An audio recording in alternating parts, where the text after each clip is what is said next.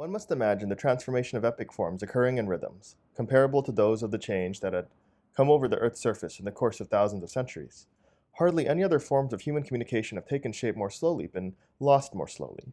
It took the novel, whose beginnings go back to antiquity, hundreds of years before it encountered, in the evolving middle class, those elements which were favorable to its flowering.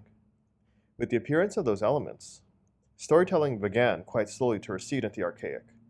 In many ways, it is true, it took hold of the new material, but it was not really determined by it.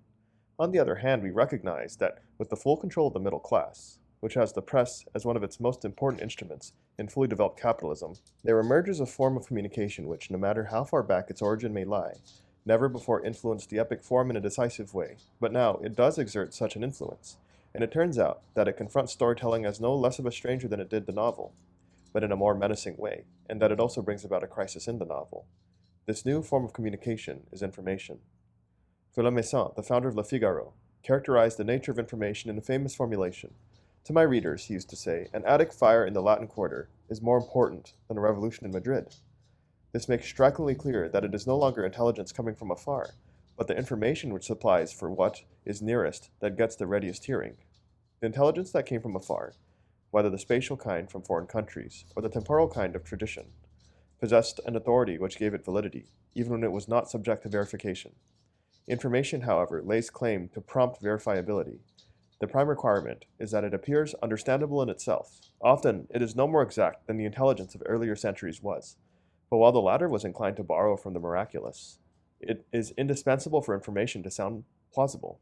Because of this, it proves incompatible with the spirit of storytelling.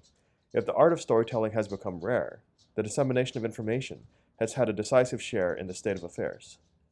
Every morning brings us news of the globe, and yet we are poor in noteworthy stories. This is because no event any longer comes to us without already being shot through with explanation.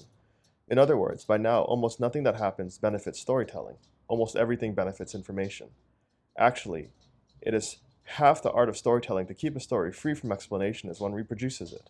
Leskov is a master at this. Compare pieces like The Deception and The White Eagle. The most extraordinary things, marvelous things, are related with the greatest accuracy, but the psychological connection of their events is not forced on the reader. It is left up to him to interpret things the way he understands them, and thus the narrative achieves an amplitude that information lacks.